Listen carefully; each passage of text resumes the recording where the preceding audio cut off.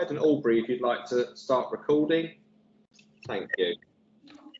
So we've been through the introductions of myself, Sharon and Aubrey, and we're very much going to be your dedicated project team. Sorry, James. Sorry to interrupt. I thought Sharon was going to start the recording. I'm recording. Done. Yeah, we're recording. Great. We've done the introduction. So why are we meeting tonight? So it's been a long while since we've had a detailed conversation, mainly entirely due to the impact of the pandemic, and we're going to talk a little bit about what we've been doing meanwhile. So it's very much about continuing that co-design conversation in a bit more detail. So we're really clear, thanks to the work I think Bramley House did itself in the wake of the Grenfell tragedy, in terms of what the priorities are. We've had subsequent discussions in terms of, we had a well-attended open house event last January, was when that was held. So we're going to share our current understanding of priorities. Now, things change, so there might be things where you think we've got things missing. There might be things which are new, because you're all probably living in your homes now more than ever. So this is an opportunity as well to share those current understandings of priorities. And then we're going to discuss those initial sort of refurbishment ideas, table some possible improvements, and throughout capture any ideas, concerns and questions that you might have.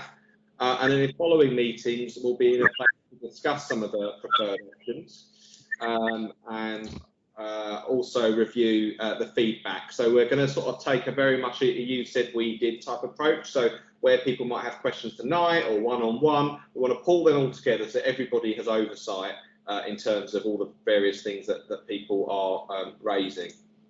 So in terms of where we are now, I want to start with some positive news for Bramley House, or positive pending approval at the March full council meeting, and that's in the annual review of the HRA business plan. We've been able to secure some additional funding specifically for Bramley House's capital programme.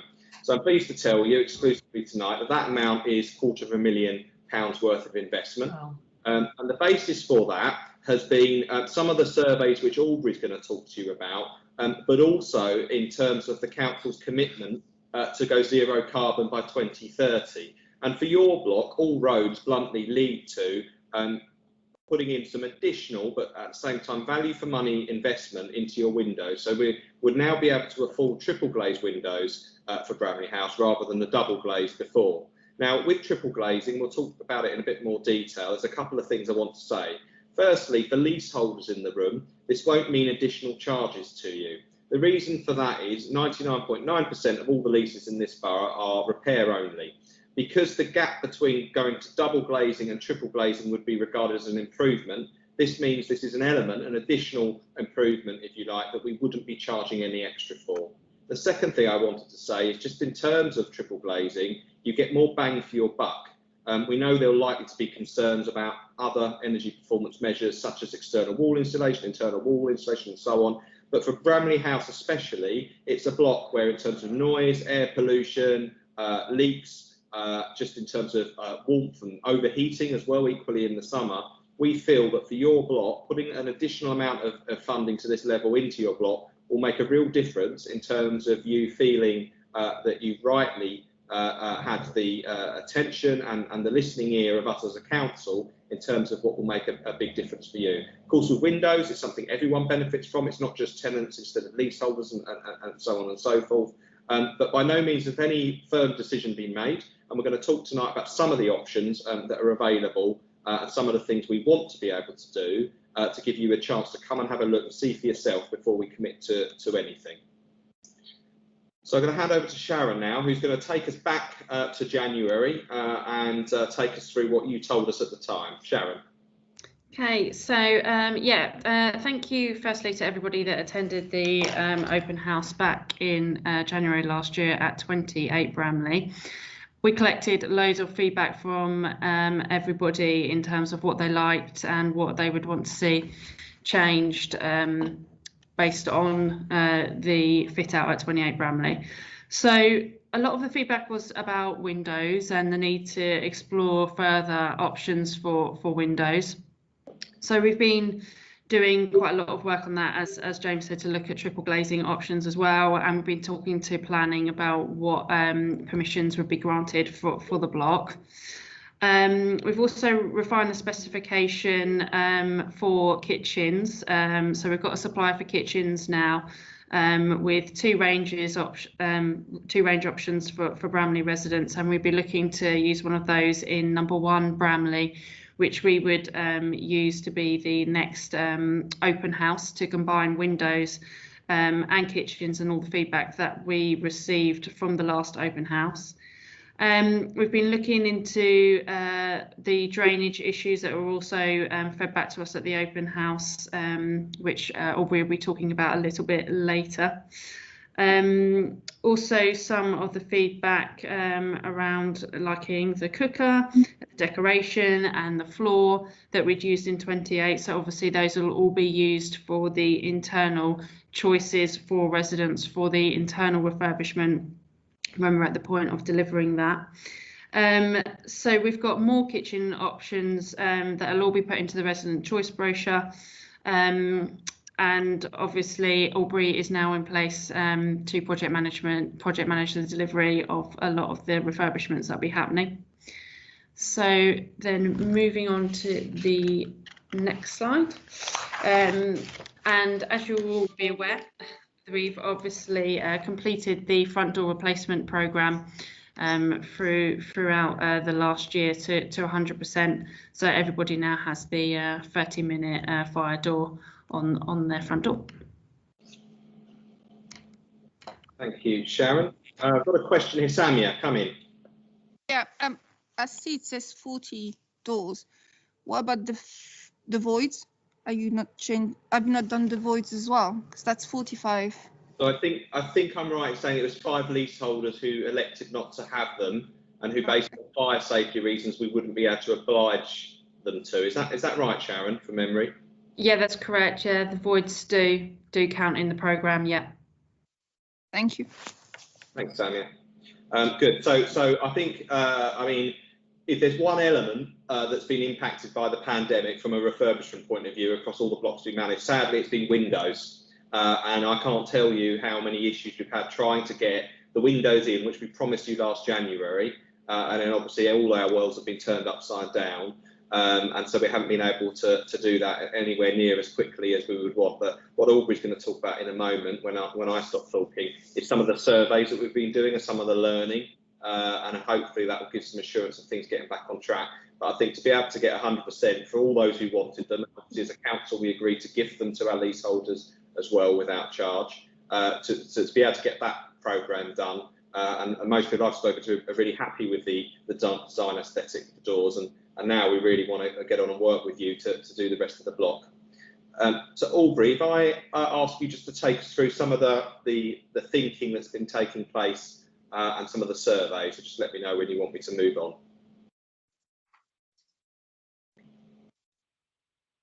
You there, Aubrey? I was talking, but with the mic muted. Sorry about that. During the COVID pandemic times, yes, we've been out to many contractors to get them on board to provide prices, etc. And it's been quite difficult, but some have provided very good prices for that. And as well as speaking to the planners in order that we can get a Georgian style window in place, so that we don't want to spend time needlessly going through planning if we don't need to. If we can have a like or similar like replacement. We want the windows to be energy efficient as mentioned, and in order to reduce resident heating bills. So that's the priority, and it is your number 1 priority after all. So once we've gone through that process and we've got prices back and it can fit within budget, we'll then have the further consultation meeting with you so that you can give approval for next steps. So we'll have further news about that later. On to the next slide, James.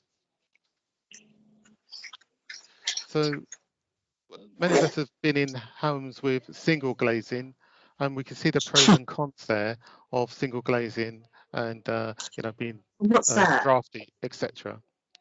So this is the reason why that we're going for the double glazed or triple glazed window as preference to that. Moving on, James. You also said as a priority that you wanted to look at the drainage works and get those items sorted. Yet again, we've been out and got a full drainage survey with contractors. The reason being we go to a contractor rather than just a surveyor, because we want to ensure that the price that's given is a price that we know that can be replicated and approved. So that's also to look at the extent of the works and have our building surveyor vet that as a process. That is again before we get the residents to give approval to these costs that the work's been undertaken. Moving on, James. It's quite obvious to see if you walk around the estate that the building fabric is in, well, parts of it is in disrepair. You can see defective brickwork, you can see cracking in the bricks, etc. So one of the ways of trying to understand the full extent of that is to do a measured survey across the building by a structural engineer. So I'll be putting that forward as a way that we can see the extent of what needs to be done and get an accurate price for the works thereafter. So hopefully we can get a good assessment against our budget so that we can get the works done within that. Moving on, James. Yes. Sorry, I've heard someone mention a question. I think Therese, did you have a question there or? No, right, carry on. Okay, moving on to the building, roof survey. I don't know if you've been up on the roof, many people wouldn't have done, but the roof is in need of repair. I've had contractors again going up looking at the roof and also providing prices for that so that can form part of the budget to come back to you once again for approval for the roof works. It's important that the roof is done because that will reduce heating bills for residents as well as making the building watertight. Yeah, there's a terrible lot of what's it called in Bramley House at the moment. Right. We've got a question here in the chat. When was the roof last repaired? Do we have any records? I'm guessing it would have been under the TMO, Aubrey. Do we know when the last repaired? Yeah, we can check. James, we can check. And Yes. We were insisting that the roof was viewed for the 10 years because it had 10 years guarantee. Right. And nobody took notice of what I was saying. So we are over the 10 years now, just over the 10 years. But I can check if you like. And that's really helpful. Thanks, Vasiliki. Oh. Okay. Was there another? Okay. Aubrey? Thank you. So in terms of the current energy performance, we can see that the building, Bramley House, is overall at level D, which is poor energy performance, which means that the residents are paying extra costs for heating than they needn't have to do. So we need to bring the building up to a performance that will reduce heating bills for residents. Over to you, James, for the next session. Thank you. So before we move on in terms of what are the potential improvements, are there any questions or parts of the building that you would have been expecting us to assess that we haven't covered already? I just want to make sure there's not elements of the building that are being missed. And obviously, I think, am I right in saying, Aubrey, the surveyor we're bringing on will look holistically at the building anyway, so some of the stuff like guttering is obviously part of the drainage, but there'll be a lot more detail that we'll be able to share with residents in the coming. Yes. So not only are we looking at the building itself, but the boundaries around the building, etc. So doing a comprehensive survey to ensure that we pick up all items so that we can then budget against them accordingly.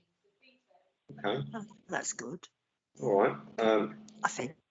Yeah, thanks, Teresa. That's great. So potential improvements. So let's start with a light-hearted game, if you will, because a lot of people, when you hear about energy performance and retrofit and triple glazing and all the rest of it, people worry that you're going to lose the character of beautiful London flats, blocks that you have. So before, well, they're not going to be good, are they? So before I go on, I can see Dora's asked, are internal pipe replacements included in the drainage budget? So, Aubrey? No, that hasn't been included as part of the survey work, but it's something that we could pick up. Okay, let's pick that up, definitely. Okay, so this is a bit just to get people engaged, really. So one of these 4 properties, if you take it from left to right, 1, 2, 3, 4, one of them, interestingly, actually has external wall insulation with brick slips on. But more to the point, it's got triple glazed windows. And I'm just wondering if people want to pop in the chat or say out loud, 1, 2, 3 or 4, which one do they think has been highly insulated? First one. Regis says number 1. I don't know. Oh, can you hear me? We can. Yes. Yeah. Oh my God. Oh, I'm so sorry. That's all right. I've given up the mute button. I would say the first and the fourth. 4. Yeah, 4. I would say 4. 4. Samuel's saying One. number 3. Any other takers? 4. I would say 4. 4. All right. 4. What's taking you so long? Quite a lot on 4. Am I allowed to vote? Not I'll if you go know for the number 4 answer. as well, because they've got curtains and blinds as well as windows. Number 4. Okay. 1 or 4. All right. So quite a few Yeah, guesses. 4. There's the other. Yeah, 4. Well, we're Wow. very close. We were very close. Only I next door. think Samia guessed that one right, which is great. And I think the point of this is to show that he's into a modern approach in terms of performance doesn't mean we need to lose any of the heritage of Bramley House. And for me, that's what makes Bramley House particularly charming. That's that I don't live there, so it's ultimately up to you. But the point of this is to show that change doesn't mean moving away from the things you like. And it was quite clear when we had, hello Farouz and Amir there, hello, good to see you both. So you could have had a guess each, couldn't you? You agree? Yeah, exactly. We said 4. We said 4. We thought it was 4. And so really, it's just to show that we can make the building look like whatever you want it to look like, but more to the point, if you keep it looking like it is now in terms of the windows, then that's absolutely something we can achieve. What's interesting with these sash windows is their sash effect, but they actually open inwards, which enables you to clean them more easily. And one of the things we'll be able to discuss with you is what sort of mechanism do you want. So we're looking at the closest to the now, the like for like, but what we want to do move forward is have discussions with you about Self-cleaning. you'd like to bring. Yeah, self-cleaning windows is another thing we can consider. They do exist, actually. I know they do. I know they do. Right. So Thinking. I'll hand over for Aubrey to talk through the benefits of triple glazed windows with you. Okay. Back to you, Aubrey.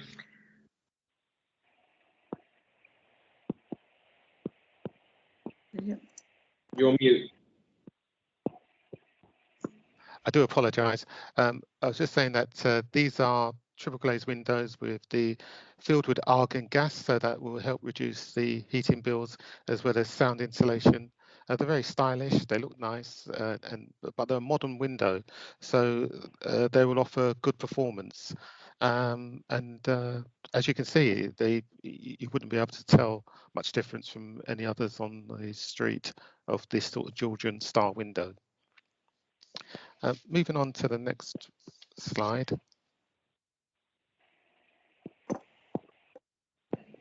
So we've approached quite a few window manufacturers and to provide their products, and we've been reviewing each one to get approval from yourselves ultimately before we go forward with the program. But as you can see, this window is a sash type window, so it will open vertically in the same way as the current windows do. Moving on.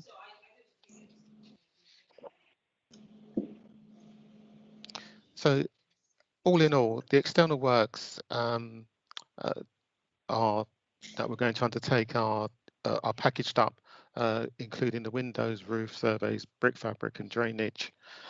You've raised 1 or 2 issues this evening, so we'll look into that as well, about the other pipework. And we look to ensure that the contractors who we are bringing on board can provide a fair price.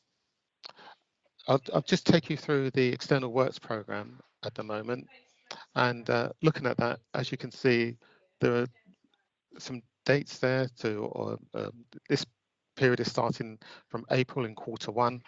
So we hope to have our consultants on board by the spring, and further to that, we are looking to start work following your approval for an engagement to start works by summer to late autumn. So we're looking to have competent contractors on board that are used to working with residents in situ, so that we can deliver the programme in a timely manner without much cost and disruption to yourselves. And I think that might be a point, Aubrey, just to sort of outline some of the opportunities for residents to be involved throughout that process. So obviously, once we get the windows in number 1 Bramley House, hopefully government guidelines permitting, we'll be able to enable residents to come in and have a look and see what you think of the touch and feel of the, excuse me, of those particular windows and any other options. In terms of the criteria against which we will score any bidding contractors, residents can be as involved in that as they like. They can help to score as well. That's something we've done on Lancaster West Estate. So if residents would like to be involved in that, that's absolutely something that we can do.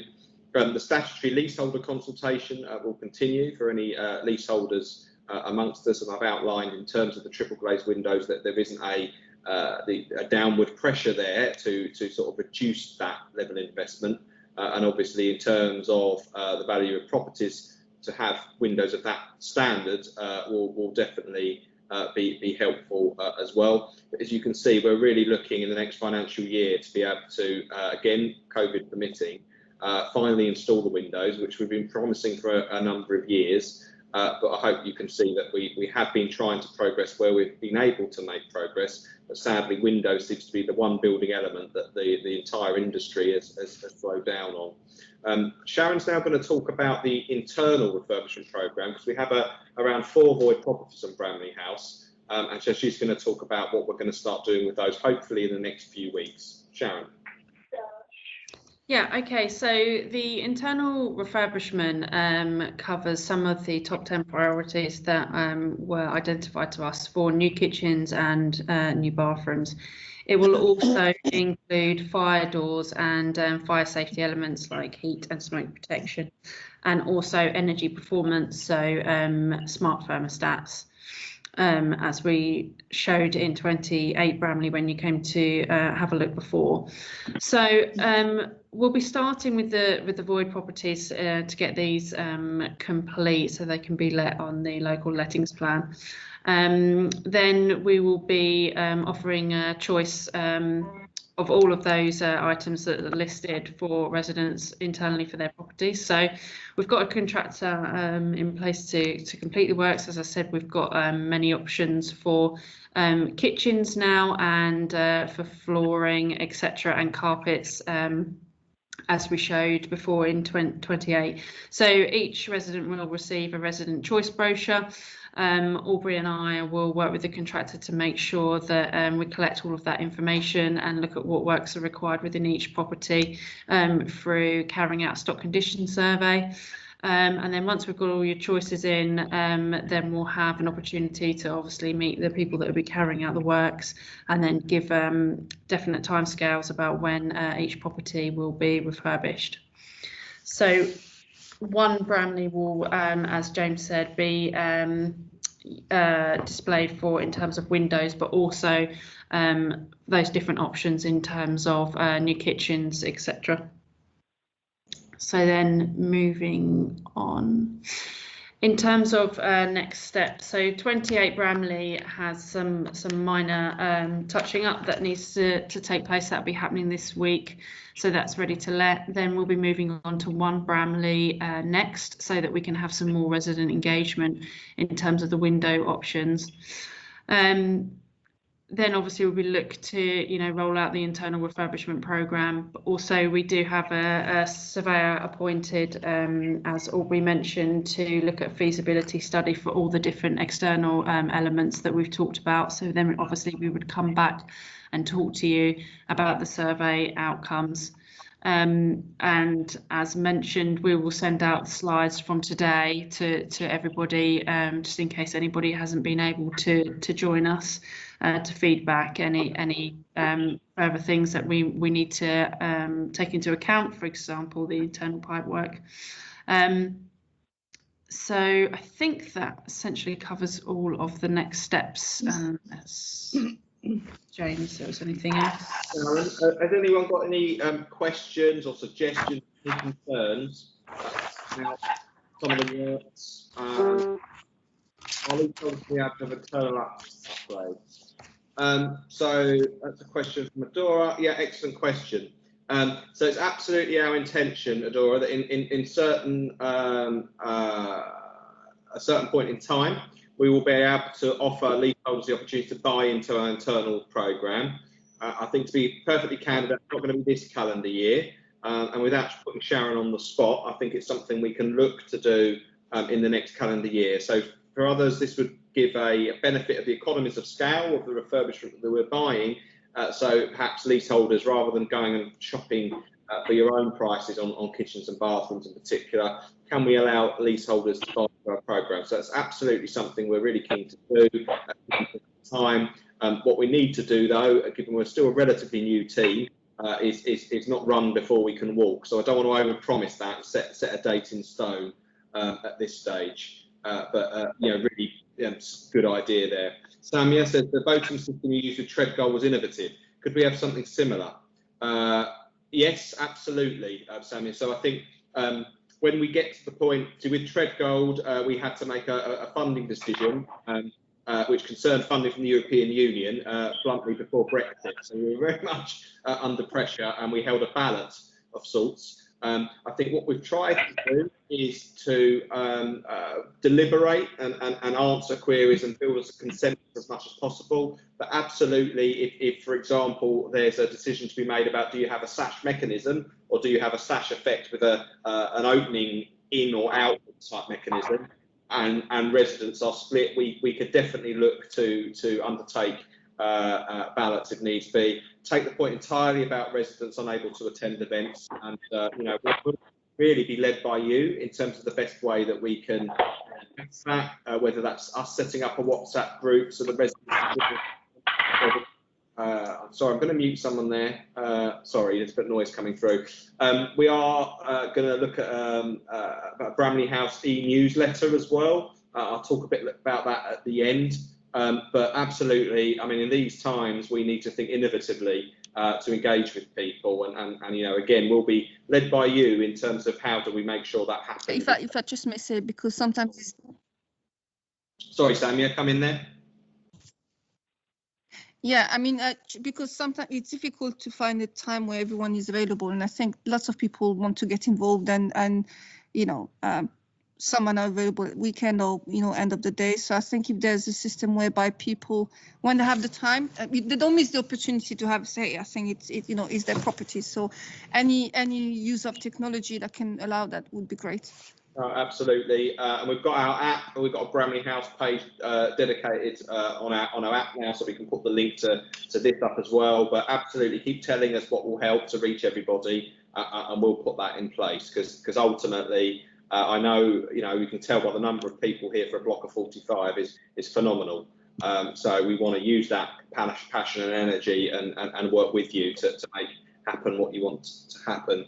So the question is about Treadgold.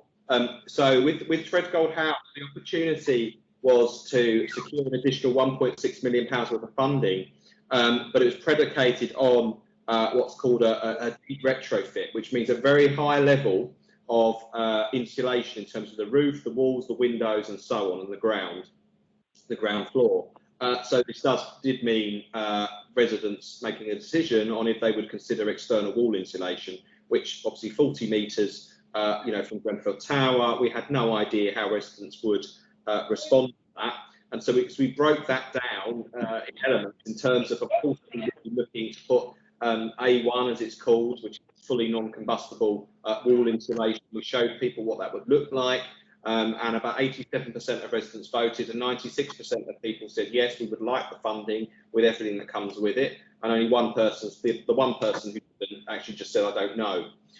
So it's a really interesting stuff. So absolutely happy to bring those sort of approaches in, you know, to Bramley House as and when it's appropriate. So far, as Sharon has said, managed to capture the bits you really liked about the open house and be able to offer them not just in terms of the empty homes, which we'll be refurbishing shortly, but once we start moving around the block, and I imagine that to be sort of a 2 to 3 year process as well. One of the learnings that we've taken in terms of our internal refurbishment is, given everything that's going on in the world at the moment, people understandably aren't necessarily happy to take that level of disruption.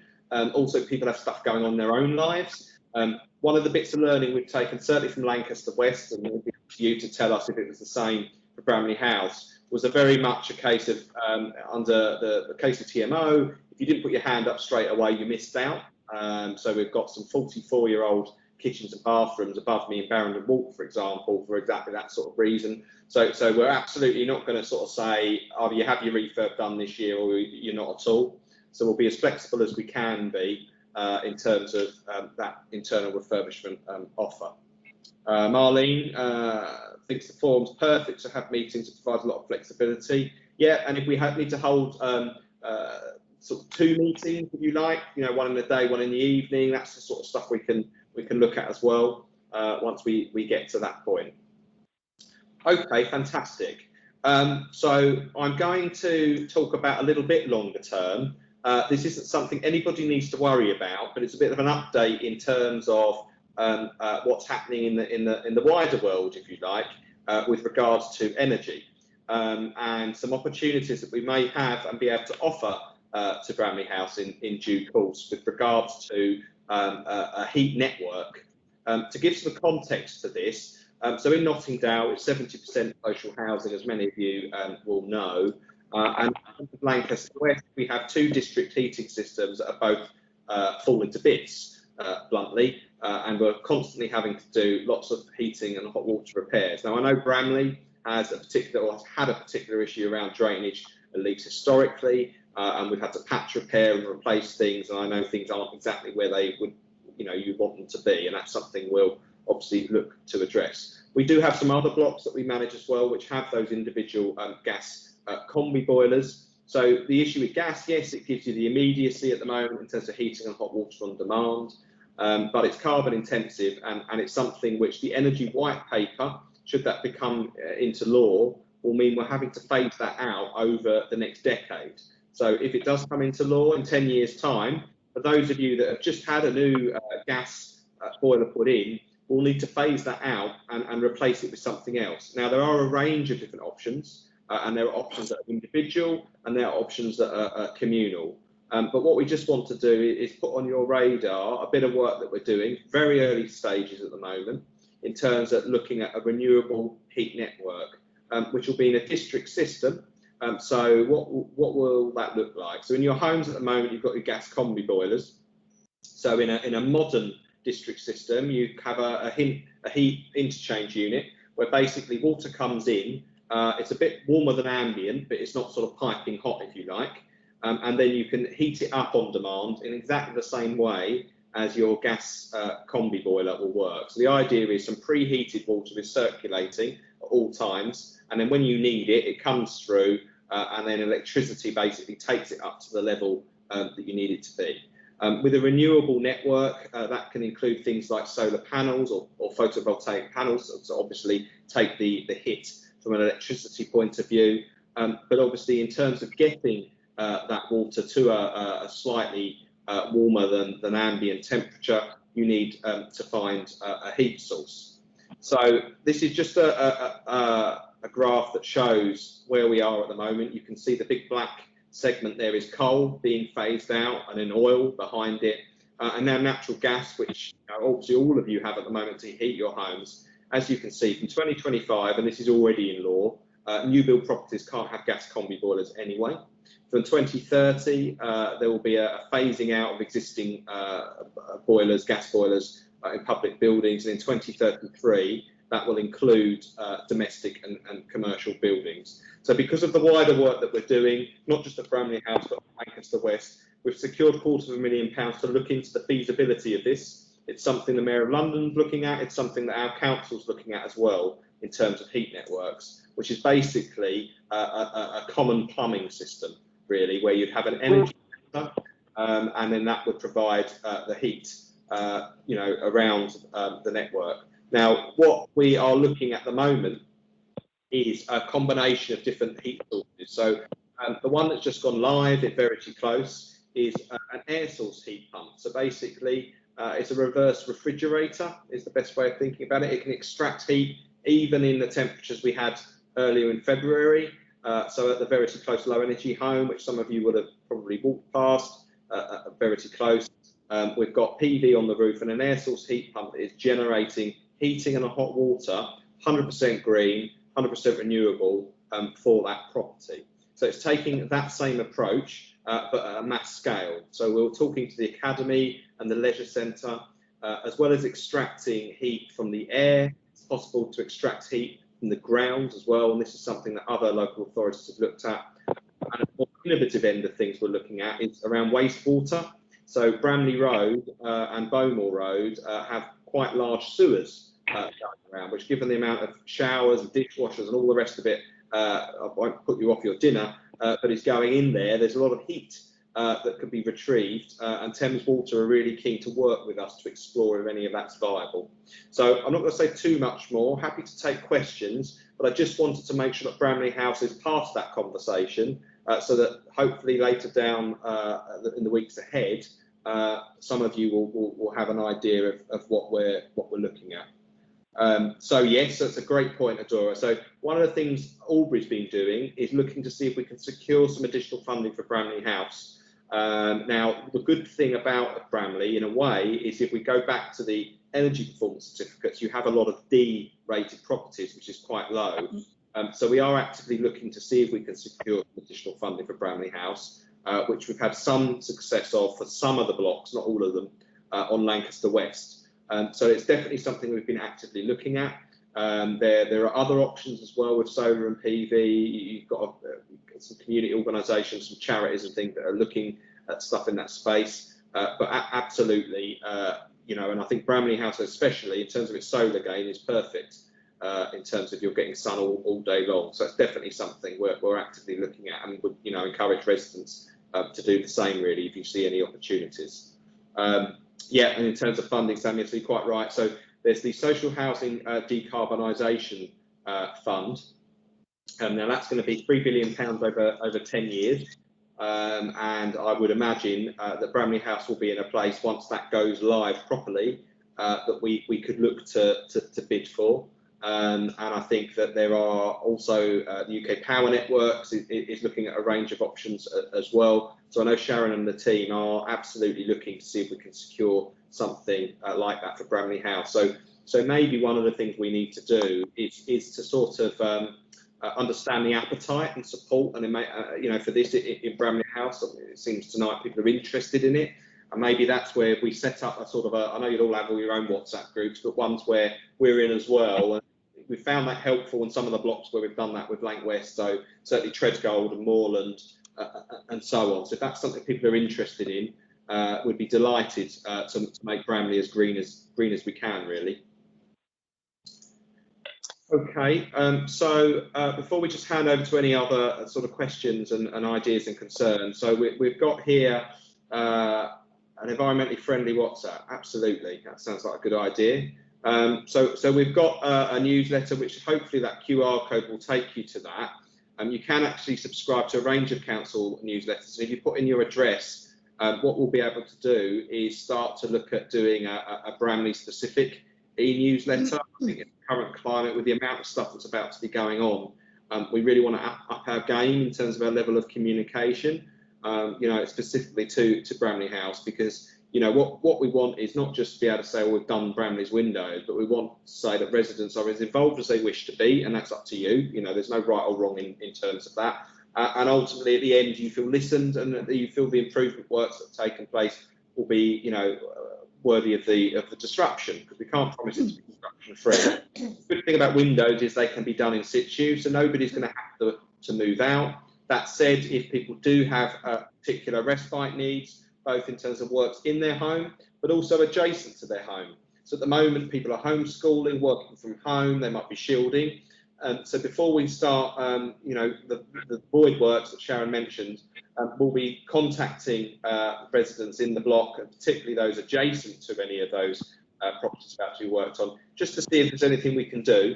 And we've done all sorts of things, from noise cancelling headphones to allowing people to work in baseline, to providing temporary respite flats for shift workers. So there's all sorts of things that we can help with, and we'll increasingly help with as we move forward. But if you are interested in signing up for our e-newsletter, that will definitely help us to keep in contact with you. So that's it from us. So we've got 15 minutes left, which we don't have to use. I'm sure we've all got, or you guys have all got things to be getting on with. It's got Aubrey's contact details here, so that you can contact him directly. You're obviously free to contact myself and Sharon as well. But I just wonder if there's any final questions, thoughts or ideas from anyone at all, no matter how... James, can I correct myself, please? Correct yourself. About the roof. Yes, yeah, it should have been 20-year guarantee, so it should have been just before the TMO became Almo, because just before 2000, I think.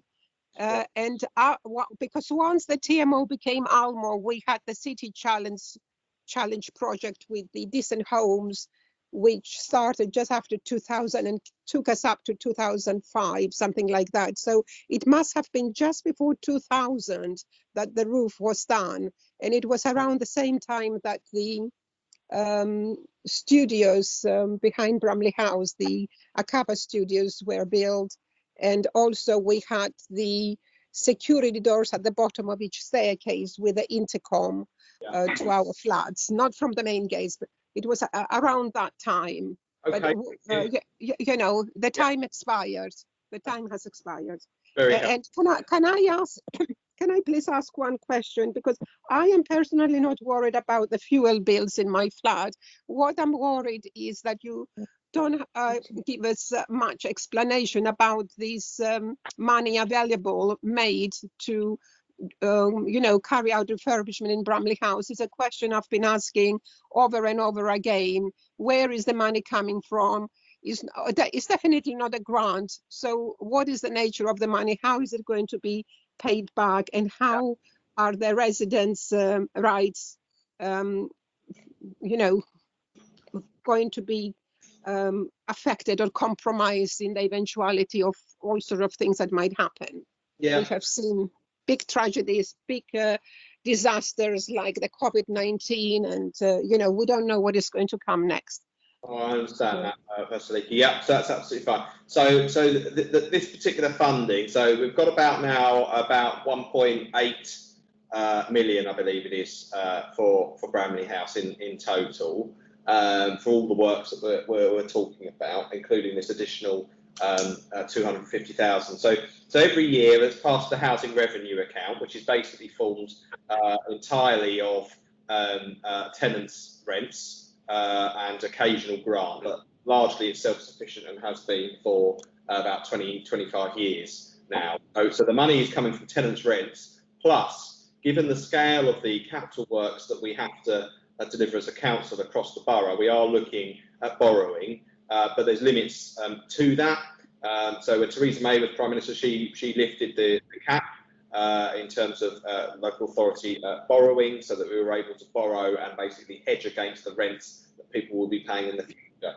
So it's a combination of that, and obviously where chargeable items as per the terms of the lease by leaseholders and freeholders, that doesn't apply to Bramley House, they're obviously paying their share as well, or will do, but only when once works are finished. There's a range of payment plans that will be in place for all of our leaseholders. People don't need to worry. So I know you've had concerns before. I know people have asked about, are the rents going to go up and all that sort of thing. But by no means is the investment in Bramley House linked to any decisions that will be made with regards to rents, which is decisions every local authority makes on a cyclical basis. So rest assured that won't be the case. In terms of the sorts of grants that we're looking at, again, they would be pure grant. They're not grant that needs to be paid back. And if they do, that would be looked at as a wider housing revenue account. So it wouldn't be the case that we secured some funding for Bramley House. There would be some punitive measure, if you like, in terms of rents or service charges and so on. So I hope that provides a bit of assurance for you. Adora's asked a question, situation on the gate of Silchester Road. Yes, so I can only apologise for how many failed repairs that have taken place here. In a nutshell, we've established, I think the gates were installed, and you guys will correct me, by at the time a KCTMO contractor. In a nutshell, the gates that have been installed are too powerful for reliance on the brickwork.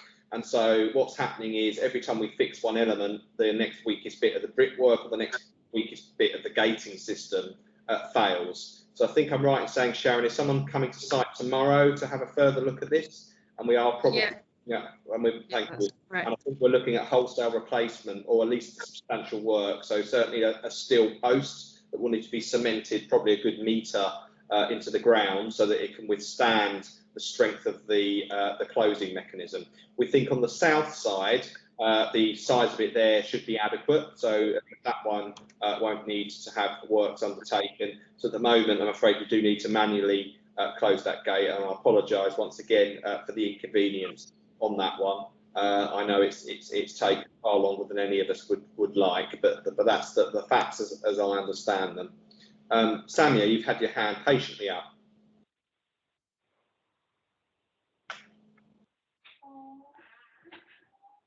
Samia, no? Okay. I'm here. Hello. Sorry. Yeah, I'm here. No, just a quick question. Can you hear me? Yeah. Can you hear me? Yeah. Just a quick questions. A number of residents have been in touch throughout this meeting, and they can't get in this meeting. Will there be? Could we have that presentation sent to residents? Yes, we're planning to do that. Or something. Just a few points and the next steps, so people who couldn't make it this evening can find out what happened at the meeting. Absolutely. So we'll print these slides out. We'll do a covering letter. Maybe we'll set up a WhatsApp group, the link to the newsletter. Obviously, Albury's contact details as well to do exactly that. So Adora is asking about the amounts. I don't recognise the 3.5 million secured there, Adora, but I can check the specifics and perhaps in the update letter we'll provide you with that. But I can confidently say there's an additional $250,000, which is specifically to move Bramley House towards the council's carbon neutral target, because the last thing we want to do is replace your windows and then 5 years later, come back and do them again. And more positively, we know how important these are. So we've heard your case for investing properly in them. Great. Okay. Any other questions, thoughts, ideas from anyone? It doesn't matter how small it is. We want to hoover every last bit up, really. Charlie likes the idea of the solar panels. That's good to bear that in mind. And perhaps we could look at something in terms of the communal lighting. So even if we can get some PV and a battery that deals with your communal lighting, that reduce service charges, and obviously it starts to move us in the right direction from a carbon emissions point of view. Timing for the other works. We have a sense for the windows, but what about the rest? So Aubrey, could I bring you in terms of the things like the drainage and the roof and the pointing? How do you think that will feed into the programme? Yeah, so we're looking to ensure that we start the works by late summer, early autumn. Remember, all the external works are going to be packaged up as one element and then go forward with a contractor on a great price, hopefully, so that we can get all those work done by sequence. And so we'll dovetail into the contractor's programme for the works. I should just mention that in order to get the roof works done, there will be scaffolding going up the building as well. So we'll make use of the scaffolding. Most of the windows can be brought and fixed internally and pointed externally. So we make use of the scaffolding at that point to not only do the roof but also the external brickwork repairs.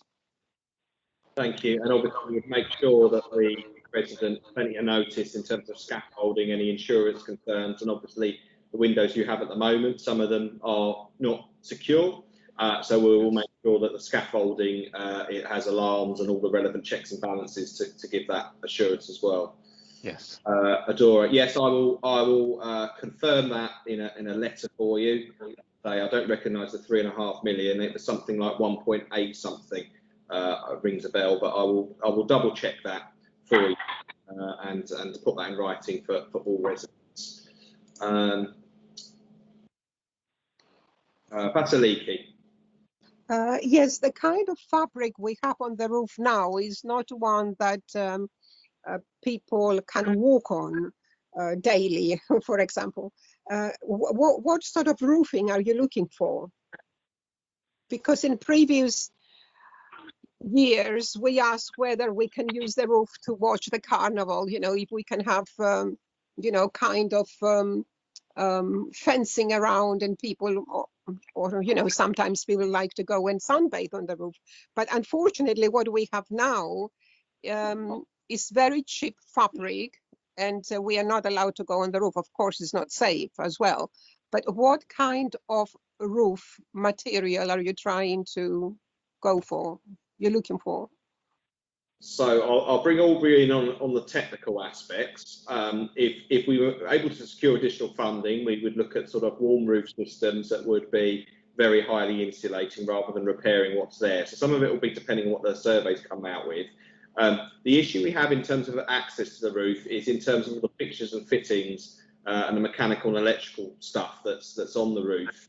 And therefore we can't sadly give residents access to the roof as it is. But that said, it's something that is quite regularly asked, and perhaps it's something that at a future date in time we could look to see if there's anything we can do. So there is some partial access. That said, I want to be absolutely clear, we don't have funding for that at the moment. So maybe it's something on the back of some success to get the windows done. It's something we can look at a later date, because it is something a number of you have raised. Aubrey, do you want to give a bit of a technical summary? I presume you're sort of patch repairing the roof as it is, or well, at the moment, there's several options available. We can all either take up the existing roof in its entirety and then try to then renew it, as it were. Obviously, that will have implications for residents living below the 9 flats, living immediately below the roof structure. The other alternative, which the building surveyor is going to be addressing and looking at, is whether to overclad the existing roof material with a new roof material, so that it's a sealed roof with a complete warranty against that, and whether or not there are pavings on the roof so that you're able to walk on it. It would be an option that we can look at going forward. Okay. Thank you. Super fast broadband, got a question, and then hyperoptic, yes. So I will check that in terms of hyperoptic, because that's supposed to have pretty much been done, and so that will give all of you the opportunity to elect super fast broadband if you so wish. So I will find out where we've got to on that. I think you're right there in terms of that 3.5 million figure was the book of ideas figure. So we're getting there slowly. Marlene and then Tamia. Yeah, I just wanted to ask, you know, with the information that you're going to send us all, will there be a sense of timing in terms of contacting the residents to discuss the windows, etc., sort of timings? Yeah, I think that's a suggestion and absolutely something. I think now with the pandemic thing, we've almost sort of stabilised a little bit in sort of knowing what's happening. I mean, with the windows before, you know, we ended up having people, we ended up people having to, sorry, 1 second. Apologies for that. Having to cancel people who'd come and measured up and all the rest of it. So, but absolutely, I think including the timings is something that we can look to do as far as we're aware of them. And obviously the crucial thing is update for any reason things do slip, as does happen in in any elements of building. But absolutely, and I think things like a WhatsApp group and all of that, we with the team were discussing this afternoon, are helpful because we can share with you immediately when there are delays, rather than us thinking, oh, we need to draft the whole block letter and all that sort of thing. 'Cause most people just want an update; they're not really worried about, you know, opening the letter up and all the rest of it. So we'll definitely up our game on that front. Thanks, Marlene. Samia. Yeah, just a quick word to say thank you to Kim for coming to this meeting. I hope you can see the value in investing in Bramley House. We are a small block. We've always been the ping pong in between or in a no man's land. And yeah, refurbishment can be a success.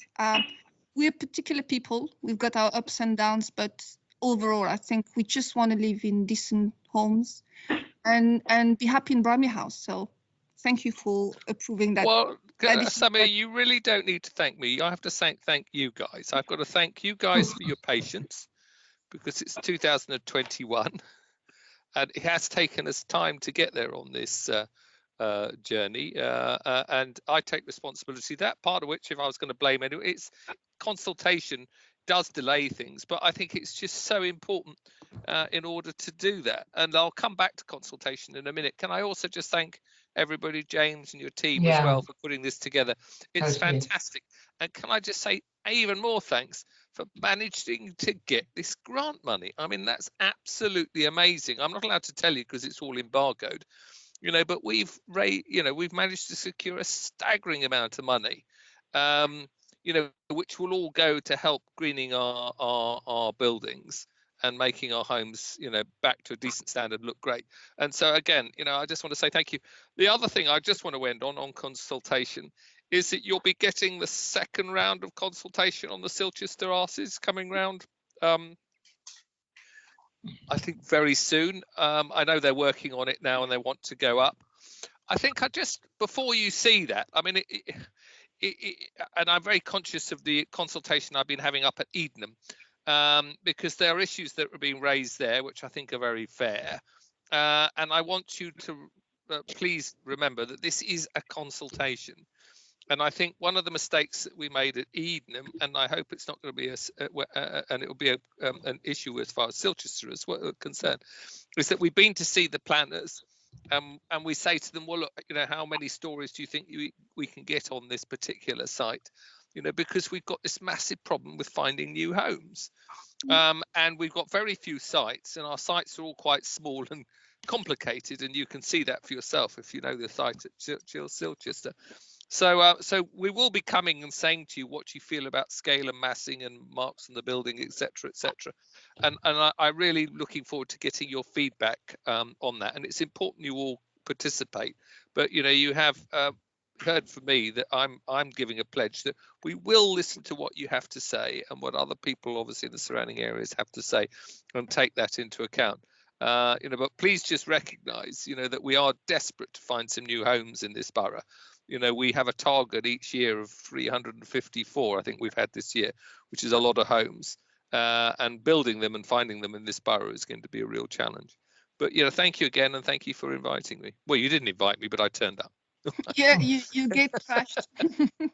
Oh, I get Always trashed, welcome. I have to say. All right. Thanks, and I hope for meet in public next time. I can bring a bottle with me.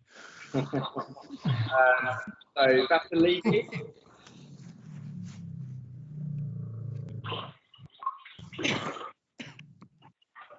Vasiliki?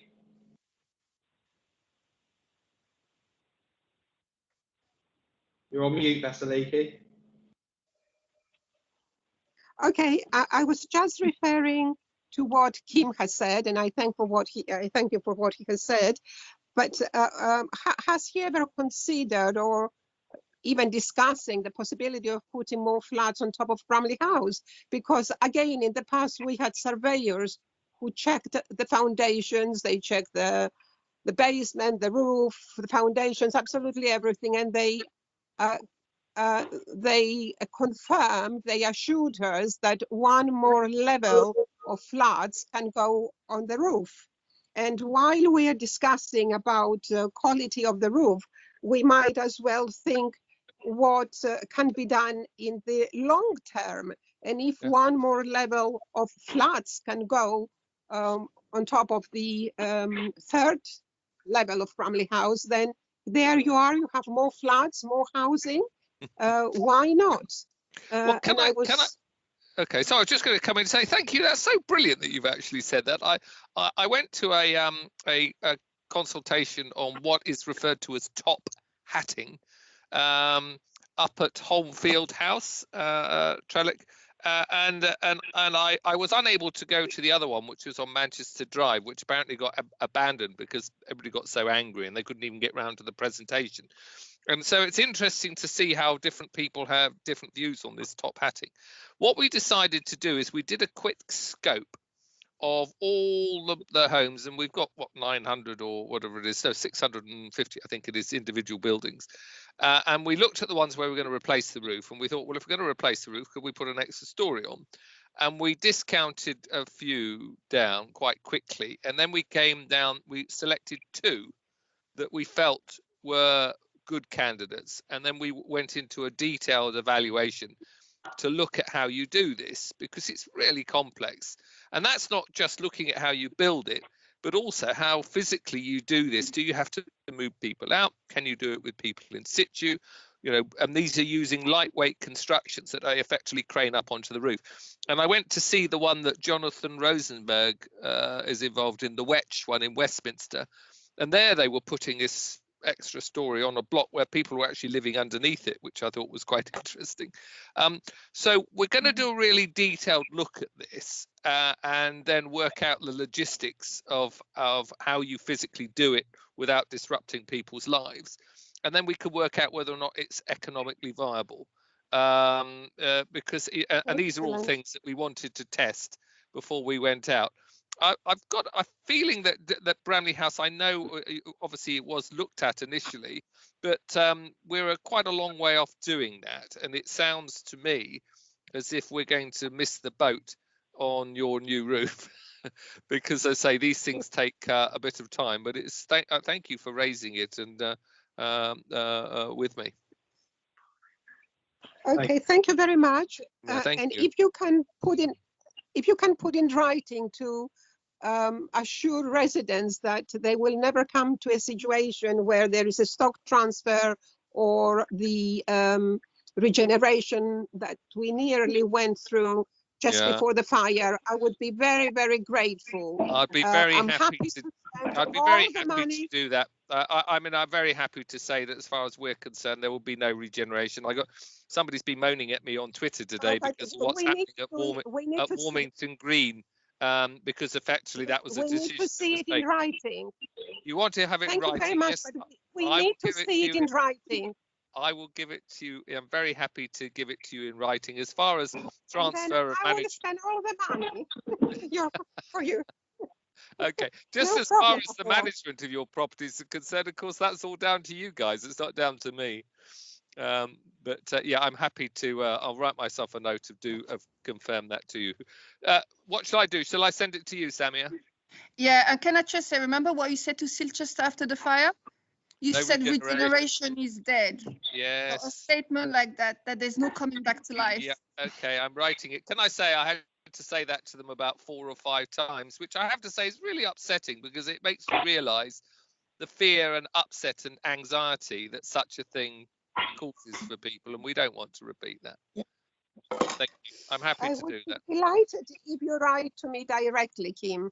Okay. I don't have representative. Nobody's representing me. I'm sorry. Okay, all right, then that's fine. I was going to say then you might share it with others.